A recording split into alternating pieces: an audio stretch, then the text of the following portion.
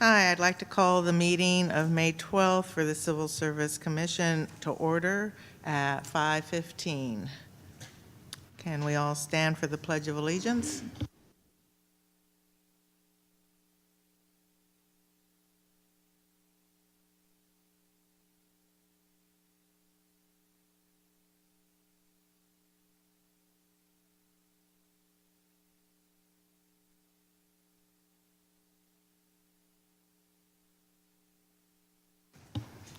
Can you please do a roll call?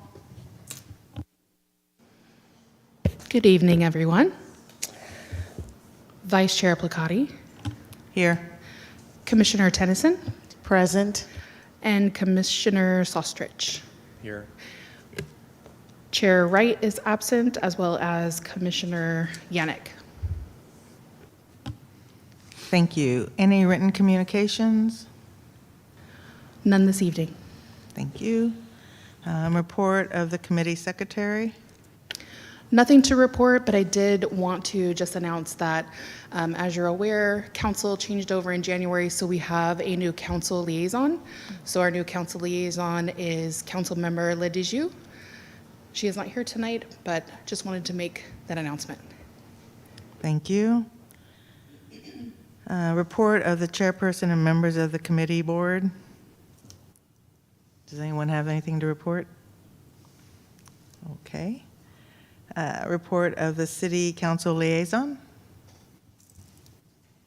No Through the report? chair, the council member is currently not present. Thank you. So, community forum. Anyone wishing to address the commission on any matters for which another opportunity to speak is not provided on the agenda and which is within the jurisdiction of the commission to resolve is requested to submit a completed speaker card to the commission secretary. When called upon, each speaker should step to the podium, state his or her name, and address the record. For the record, each speaker is limited to 3 minutes pursuant to the Vallejo Municipal Code Section 2.20.300. Through the chair, we currently do not have any members of the public logged in online or in person. However, I did start a 2-minute timer, which is reflected on the top left corner of your screen for interested parties to sign up for the community forum. In the meantime, feel free to carry on with the agenda, and at the conclusion of that timer, if anyone signs up, I'll be sure to let you know.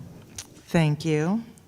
So approval of the minutes and the consent calendar. Are there any members of the, well, there's no members of the public, so I can skip that, right? Yes, Okay. and it would be approval of the agenda and. Right, yeah, both, Right. yeah. So can I get we have to get a move to motion? You can do both things with one motion. A move, the wording Yeah. would be a move to approve the consent calendar and the agenda. I'd like to move to approve the consent calendar and the agenda. Thank you. Can we get a second? I'll second it. Thank you. Can we get a roll call? Go ahead and use your voting pads.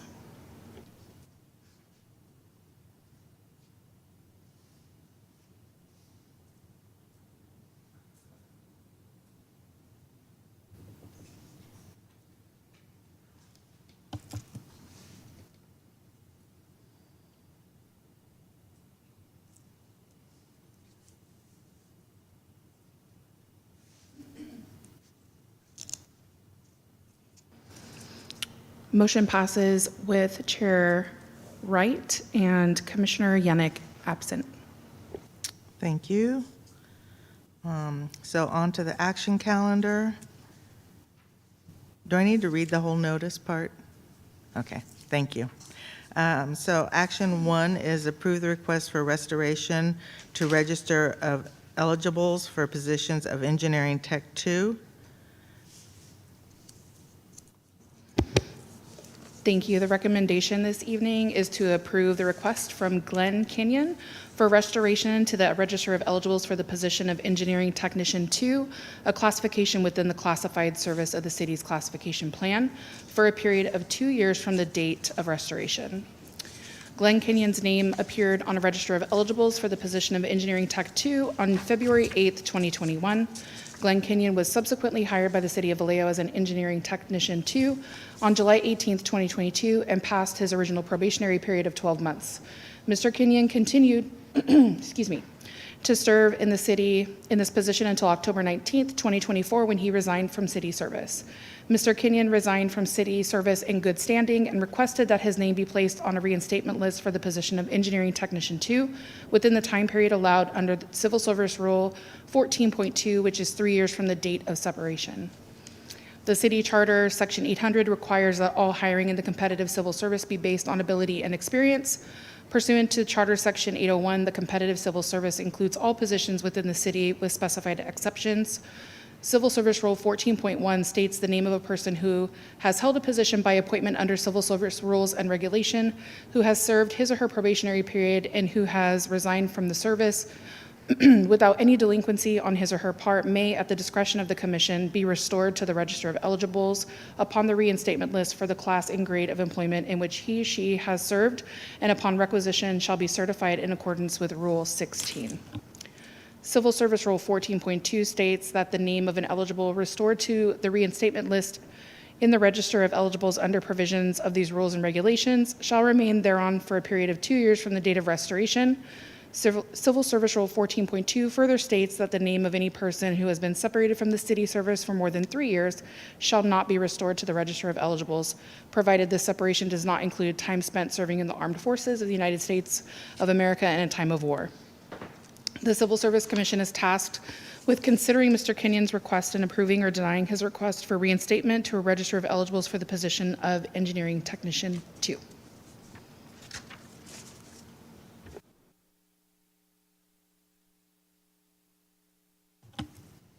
Does anyone have any questions or comments?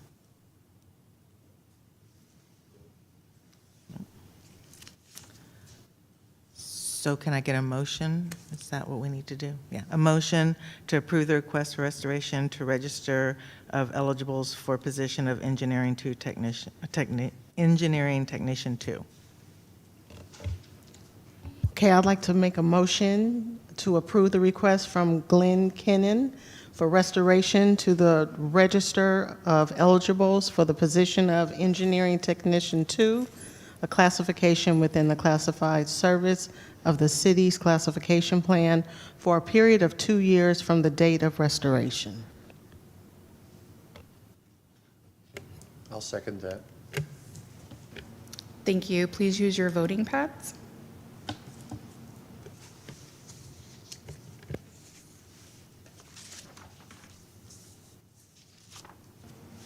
Motion passes with Chair Wright and Commissioner Yannick absent.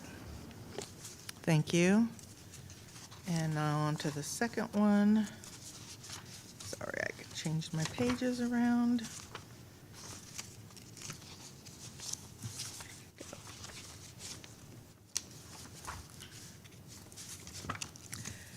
Okay, so action item B is approved title and specification revisions of existing classification positions of firefighter.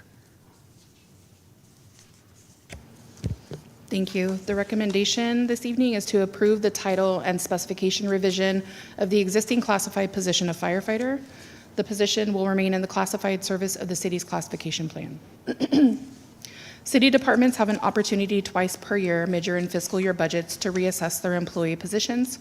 During the mid-year cycle, Human Resources worked with city departments to assess their workload, staffing, and positions to determine where we could find efficiency and effectiveness.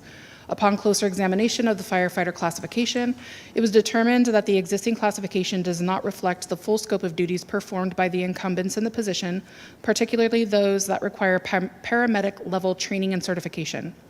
While over time, the fire department has operationally integrated paramedic functions into the role of firefighter, these changes were never formally brought before the Civil Service Commission for approval.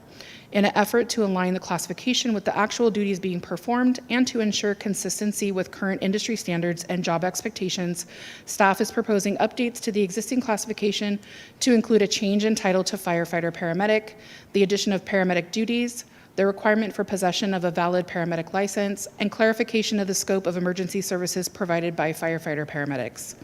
This classification is currently placed in the classified service of the city's classification plan. It is the city's intent to fill current and future vacancies in the revised classification of firefighter paramedic. These revisions were presented to IAFF prior to this meeting. Civil Service Rule 4.6 states that significant revisions to the classification plan shall be approved by the Commission either by changes in the classification title, by amendments of specifications, or by addition of a class without amendments to the Civil Service Rules and Regulations. Significant revisions, as used in Rule 4.6, means revisions that alter the substantive meaning of any job duty detailed in the existing classification plan. This expression does not include editorial, stylistic, or other revisions that have minimal or no impact on the basic meaning of the job duties detailed in the existing classification plan, which shall be considered minor revisions. If significant revisions to a classification plan are proposed or approved by the Commission with or without agreement from the affected collective bargaining units, the Executive Secretary shall provide notice to the affected collective bargaining units representing the class at least 3 calendar days prior to a meeting at which a classification recommendation is being made. All minor revisions to a classification plan may be approved by the Executive Secretary. Since the proposed revisions include a change in title, the addition of duties and licensure, these revisions are considered significant and require the review and approval by the Civil Service Commission to ensure the revisions do not change the placement of the classified service of the city's classification plan. The proposed revisions do not change the substantive function of the classification. Therefore, staff's recommendation is for the classification to remain in classified service.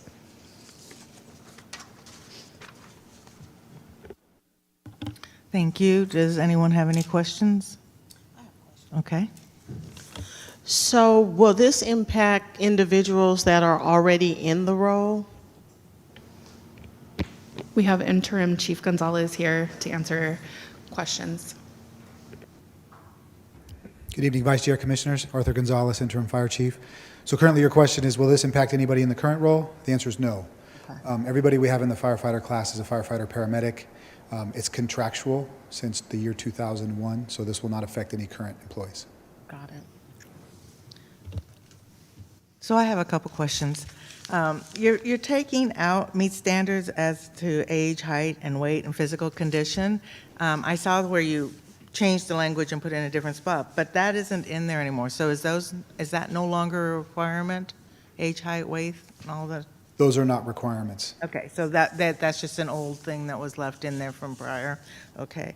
And the other question I had was about under experience and licensing. It says, although not required at the time of application submission, the following should also be submitted if already obtained the valid EMT paramedic license. So, but then down below that, it talks about a valid requirement is there. So which? So the way we have it written is it's at the time of application and at the time of hire. Okay. What we did is, because we have a recruitment problem into the fire service in general, we added that particular verbiage to expand the candidate pool. So what we're asking is that if we require the ACLS, PHTLS, and PAL certification prior to application, that means that they're in paramedic school at some point, and by the time of hire, they will be able to have finished their paramedic license when they start. That allows us to take people in paramedic school that are at a certain position that will allow them the time to get hired and expand our pool of candidates. Great, thank you. That answers my questions. Any other questions? You had that question too? Yeah. So can we get a motion? I'll keep seconding it. I like that position.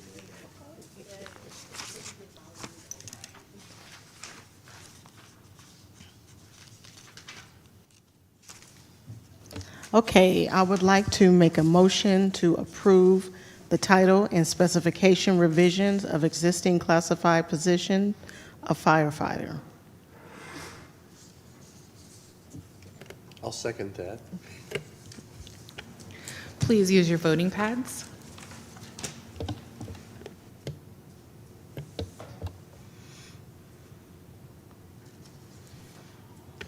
Motion passes with Chair Wright and Commissioner Yannick absent.